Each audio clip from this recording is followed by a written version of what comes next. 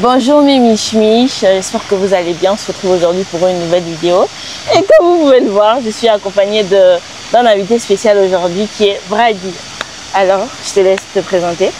Alors du coup moi je suis Bidai Muyama Brady Jordan, mais sur les réseaux je m'appelle juste Brady Jordan.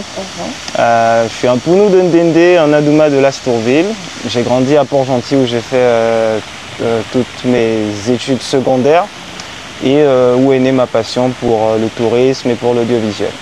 Donc aujourd'hui j'ai une entreprise qui fait de la production audiovisuelle et des solutions digitales. Je touche un peu à tout, maintenant au tourisme aussi en plein dedans. Et j'aime lancer de nouveaux business sur différents secteurs. J'aime bien essayer, même si des fois ça peut être des échecs, ça me permet d'apprendre. Et puis voilà, et là on est en Chine.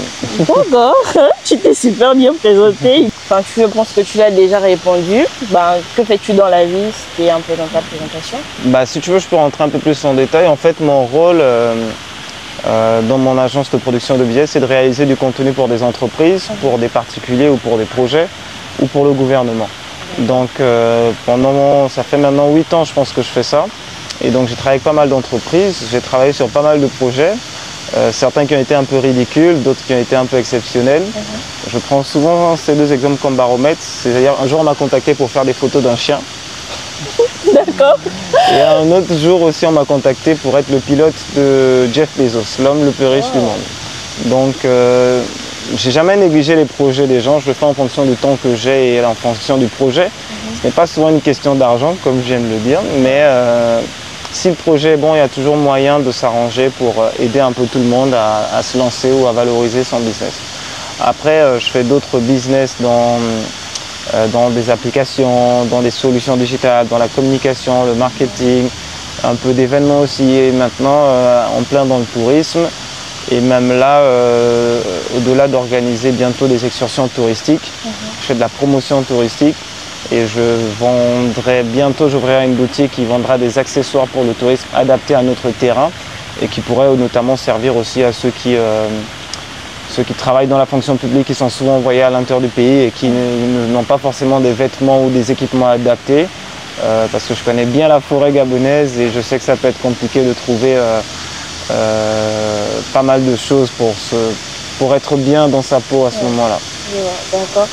Et du coup, est-ce que le tourisme a toujours été un rêve ou bien tu avais quelque chose que tu voulais faire bien avant ça et le tourisme est venu comme voilà quoi? Alors, je voulais être architecte quand j'étais en 4e. Je voulais être architecte. Ensuite, je voulais être aussi pilote. Je voulais être architecte parce que j'étais très doué en géométrie. Mais malheureusement, ça ne suffit pas à faire un bon architecte. Ce qui veut dire qu'à l'école, par exemple, s'il y avait un exercice sur 8 points en géométrie, j'avais 8 sur 8, mais en numérique, c'était la cata. Ouais, je vois. Et je voulais être pilote.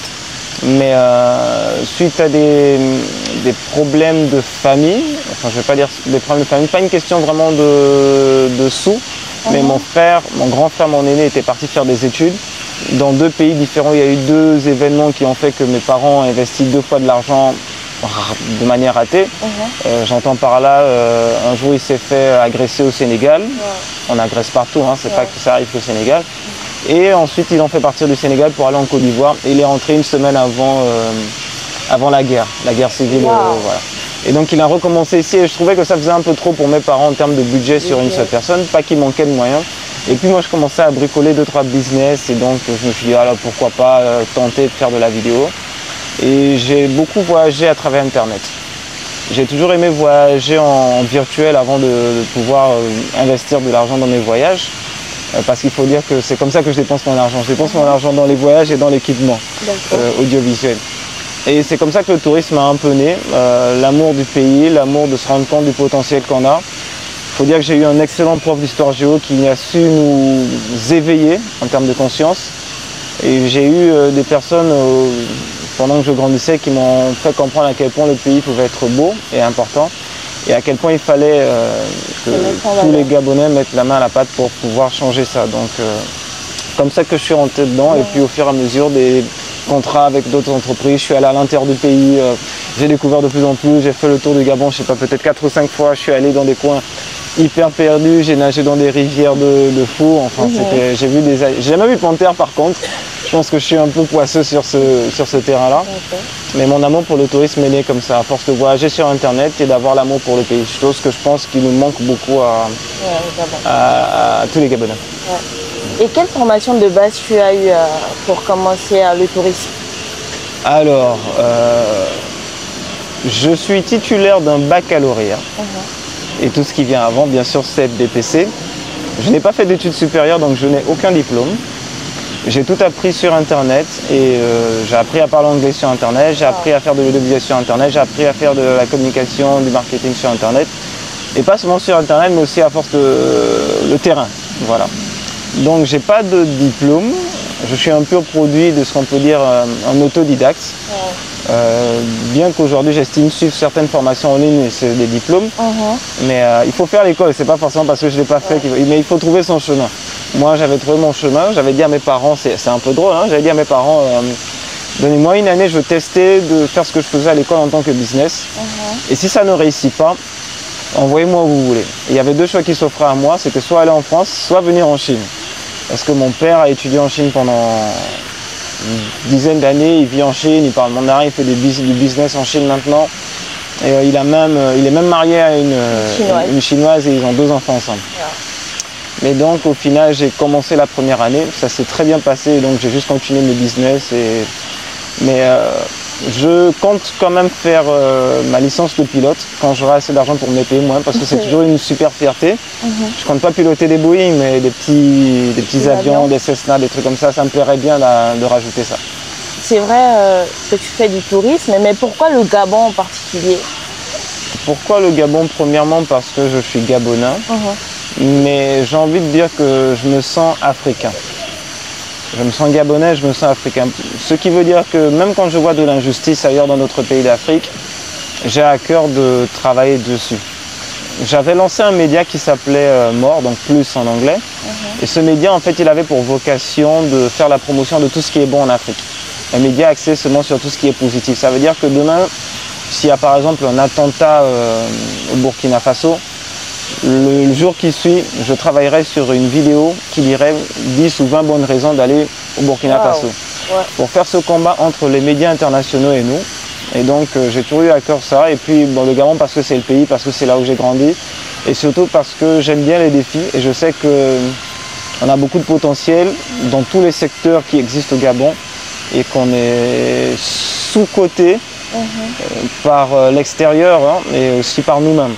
Donc je tiens à faire en sorte que dans cette vie, j'ai pu aider quelque part à améliorer les choses, en tout cas à ma manière. Mais on pense souvent que parce qu'on est un Gabonais lambda, etc., on ne peut rien faire. Mais aujourd'hui, par exemple, je suis en Chine parce que la promotion du tourisme que j'ai fait a été appréciée par l'ambassade de Chine, mais qui voulait que je mette ces compétences-là pour aussi promouvoir la Chine au Gabon et dans d'autres pays. Donc, c'est pour dire que souvent on commence quelque chose, on ne sait pas où ça va nous mener, mais en y croyant fortement, ça peut nous conduire à déplacer les montagnes. Ce que tu dis, c'est vraiment beau. Et de tous les sites que tu as visités au Gabon, quel est le site qui t'a le plus marqué, que tu as le plus aimé? J'aime beaucoup le parc national de la Lopé. Je ne sais pas si c'est influencé parce que c'est l'un des parcs que je voyais beaucoup dans les quelques cours de géographie et d'histoire qu'on avait, où j'estime que ça devrait changer. Parce qu'en Chine, par exemple, lors de ce voyage d'un mois ici, je remarque que la première chose qu'ils ont mis en valeur, c'est leur histoire et leur culture. Histoire, qu'elle soit bien ou pas, ils l'ont racontée. Quand je suis allé voir la cité de l'empereur, j'ai compris qu'il n'était pas forcément aimé, mais ça reste l'histoire. Je dis pourquoi, parce que souvent, par exemple, quand on va parler de certains guerriers, certains rois au Gabon, on va avoir honte de dire la vérité. Comme par exemple, on va parler du roi Denis Rapochombo, en oubliant que, bon, il a quand même été à l'origine de certaines choses dans la vente de ses frères et ce qui va avec. Ça ne veut pas dire que toutes les personnes issues de tous les Pongwais et les Mienais sont pareilles, mais c'est important de connaître ce qui s'est passé avant pour ne plus le refaire. Et quand on nie notre histoire, on essaye de la ranger, on n'a pas vraiment la vraie histoire. Et je pense que la Chine aujourd'hui a un mindset que j'apprécie vraiment, parce qu'ils ont su valoriser leur histoire, la sauvegarder. Ce qui fait qu'avant de commencer la technologie, les infrastructures, avant de commencer le tout, on a toujours un peu d'histoire et donc on a envie de le visiter. Et moi, j'ai toujours eu envie de visiter mon pays d'abord. J'ai toujours voulu visiter le Gabon avant d'aller ailleurs. Mon organisation était calée comme ça. Mais au final, je suis d'abord allé à Singapour parce que j'avais participé à un concours que j'avais gagné. Et dès que je suis rentré de Singapour, je suis allé faire le tour du Gabon grâce à un boulot que j'avais eu. Et je me suis rendu compte du potentiel. Et je suis arrivé à mon endroit préféré qui était le parc national de la Lopé. J'ai visité beaucoup de parcs, je ne sais pas pourquoi j'aime celui-là. Comme je dis, peut-être parce que j'ai vu ça beaucoup dans les cours d'histoire, mais parce que je trouve aussi qu'on retrouve un peu de tout là-bas. Et que c'est un parc sous-coté. Et qui est l'un des premiers parcs reconnus au patrimoine mondial de l'UNESCO. Donc le parc de la Lopé pour moi et le parc de la Lopé est l'un des parcs les plus importants et les plus beaux au pays. Après il y a tellement d'endroits que je visite au fur et à mesure. Et puis ce qu'il y a de fou avec notre pays, c'est que tellement il y a encore des choses à faire qu'aujourd'hui je pars par exemple, je suis allé 4 fois à Ndendé, mais c'est que la 4e fois où j'ai découvert le lac Noir qui a une forme de la carte de l'Afrique. Pourtant, je suis allé 4 fois. Donc, c'est-à-dire que plus je vais quelque part, plus je découvre des choses. Donc, j'imagine même pas le nombre de choses que je ne sais pas encore, même si je donne l'impression de connaître pas mal de choses sur le pays. Et puis surtout, c'est important pour l'histoire, même de pouvoir parler la langue. J'essaie d'apprendre ma langue, parce que je n'ai pas eu cette chance, mais il faudrait peut-être que ça change dans nos établissements. Je suis tout à fait d'accord avec toi. Parce que bien qu'il y ait le mandarin ici, ils ont aussi leur dialecte et ce n'est pas le cas qu'en Chine. Par exemple, au Congo, j'ai rencontré des Congolais ici, ils parlent lingala et c'est un truc qu'on n'a pas, nous, les Gabonais. Argot, c'est pas notre langue natale en tant que telle. Et c'est comme si notre histoire, plus on avance dans l'âge, plus c'est comme si elle s'effaçait. Je crois qu'il y a ce problème de transmission via le bouche à oreille. Tout à fait. Je crois qu'il n'y a pas assez de livres, pas assez de films, pas assez de documentaires, pas assez de choses palpables pour transmettre l'histoire. Tu as peut-être visité le musée ici en Chine, tu trouves un peu de tout, tu trouves de la vieille poterie, tu trouves des vieilles épées, des vieilles lances et tout ce qui est avec, des tenues traditionnelles de l'époque. C'est en train d'arriver au Gabon, mais il faut que ça se fasse mieux. Et il faudrait peut-être qu'on aille plus dans des pays qui ont ce genre de valeurs pour s'en inspirer. Parce que je pense qu'on est très souvent très mal accompagné en termes de partenariats internationaux. Ce qui fait qu'aujourd'hui, je trouve même que l'Afrique centrale est ridicule par rapport à toutes les autres parties de l'Afrique. Voilà. Comme on dit, peut-être qu'on a été... j'ai horreur de dire ça parce que la colonisation ce n'est pas bien, mais je pense qu'on a été très mal... On a eu les mauvais colons. Voilà. D'accord, je vois. Et moi, j'ai une petite question vraiment... comment tu fais pour tes anecdotes? Parce que moi, depuis que je suis ici, à travers tes vidéos, tu me rends nostalgique du Gabon. C'est quelque chose. Et à chaque fois, il y a toujours une petite anecdote. Comment tu fais pour les trouver, tes anecdotes? Alors, souvent, je demande aux autochtones où je suis qui me racontent quelque chose, qui me racontent pas mal de choses et je retiens celle qui me touche le plus. Ce n'est peut-être pas celle qui va vous toucher le plus quand vous irez là-bas. Et puis, l'autre aspect, c'est que j'avoue que je suis un peu foufou dans la vie.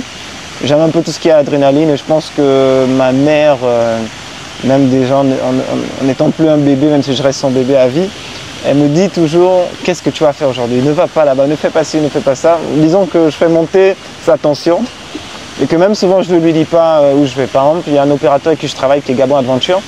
Je suis allé nager avec les baleines. J'avais la trouille, mais j'avais l'adrénaline de le faire. Mais j'ai dit à ma mère après. Elle m'a dit « Non mais t'es fou, pourquoi tu fais ça, etc. etc. » Donc, les anecdotes, il y en a plein. Et puis tout dépend aussi de comment tu vis le moment quand tu vas visiter quelque chose. Il ne faut pas avoir peur, il ne faut pas non plus ne pas respecter certaines choses. Parce qu'il y a des traditions qui sont claires, si on te dit ne fais pas ci, ne fais pas ça. Par contre, il faut savoir jauger le pourcentage parce que souvent on te dit non, ne fais pas ça alors que c'est faux.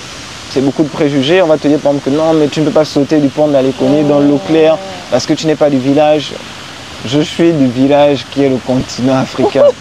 D'ailleurs, j'ai vu la vidéo, tu as justement sauté du pont. Ouais. Exactement. Donc, quelque part, il ne faut pas avoir peur. Il faut être prudent, mais il ne faut pas avoir peur de tester certaines choses. C'est ce qui nous rattache un peu plus. Aujourd'hui, j'ai à cœur d'aider au développement de cette petite plage de l'eau claire parce que j'ai pu vivre pleinement l'expérience, parce que j'ai pu découvrir que des jeunes là-bas, sans attendre quelqu'un, ont commencé à aménager la plage alors que j'y étais allé 3 ans auparavant et qu'il n'y avait rien. Donc, ce qui veut dire que le Gabon se réveille, peut-être pas assez vite, mais il commence à se réveiller. Et puis comme je dis toujours, il n'y a pas que les bars, hein, il n'y a pas que les bars. Et puis je vous assure qu'une bonne régab reste une bonne régab même au-dessus du nom de la Loupé ou à la plage de l'eau claire à Léconie ou en barbecue avec les amis au canyon de Léconie. Ce sont des choses qu'il faut expérimenter. D'accord. Et pour toi, si un jeune veut se lancer dans le domaine du tourisme, quel conseil peux-tu lui donner? Je peux lui donner le conseil de beaucoup se documenter sur le tourisme ailleurs, de voir les classements des pays qui reçoivent le plus de visiteurs, de voir un peu comment ils font leur marketing, de voir leur publicité, d'utiliser l'intelligence artificielle pour plus se documenter, ce genre de choses, mais en parallèle d'aller vers ses grands-parents, d'aller vers des proches, d'encourager d'autres qui se sont déjà lancés. Moi, je fais partie des gens qui aiment tester les activités des autres. Je n'ai pas encore lancé les miennes en tant qu'excursion, mais quand quelqu'un organise l'excursion, je vais payer le plein prix pour aller tester, pour comprendre un peu. C'est une sorte d'étude de marché, mais tu es en train de nourrir l'attache que tu as au pays. Et je pense que sans cette attache-là et sans cette documentation de voir comment les autres ont réussi, ça peut être un échec cuisant. Après, il ne suffit pas de faire du copier-coller, mais on peut s'inspirer pour faire mieux.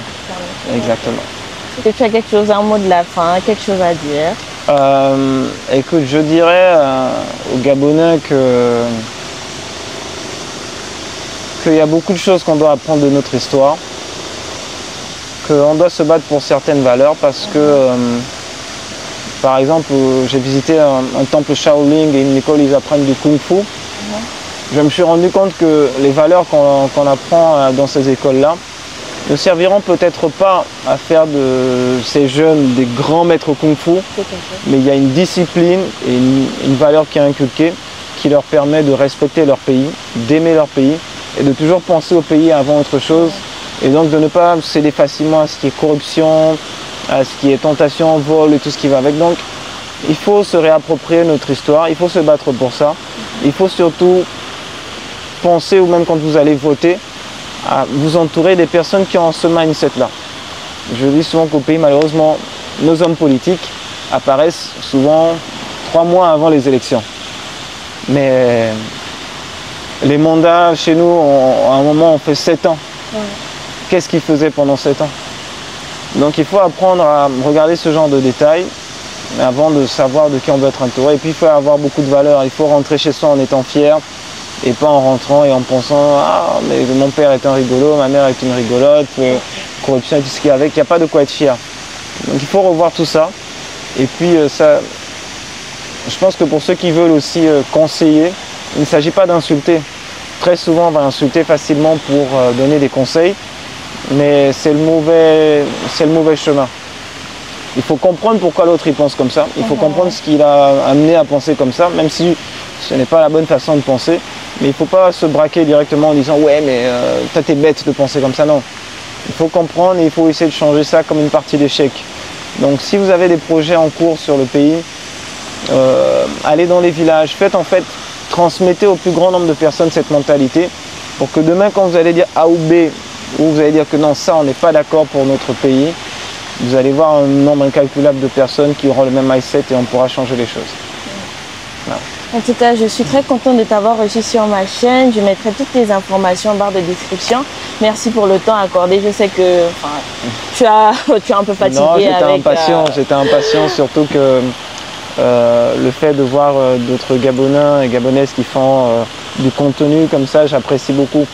Faut pas suivre, hein. J'ai commencé vraiment de manière pas professionnelle et aujourd'hui je suis quand même là et donc je pense que tu es sur la bonne voie et je tenais particulièrement, dès que tu m'as proposé, je tenais à le faire parce que c'est pas donné d'avoir ce genre de mindset, de créer ce genre de contenu et on devrait être un peu plus à le faire plutôt que de faire du contenu qui ne nous valorise pas. Le contenu divertissant, c'est un bon contenu. Je ne parle pas de ce type de contenu, des gens qui dansent, etc. Non, il y a une transmission, c'est intéressant. Mais de voir autant de gens connectés sur des directs où il n'y a que des choses négatives. Donc je sais qu'on n'est pas beaucoup et qu'on n'a pas forcément plus d'abonnés que ces gens-là, mais peut-être qu'au fur et à mesure... on pourra changer la donne. Parce que je pense que les Gabonais vont comprendre que on risque d'être dans des conditions bien pitoyables si on ne se reprend pas maintenant. Je suis totalement d'accord avec toi. Donc, mes Mich, c'est la fin de la vidéo. N'oubliez pas de liker, de partager, de commenter. Et on se dit bye bye, mes Mich. Ciao. Sometimes I get so stuck in my head that I forget all the things that you said. But because of you, I'm wonderfully and beautifully created. Spoke a couple words in a way so bad.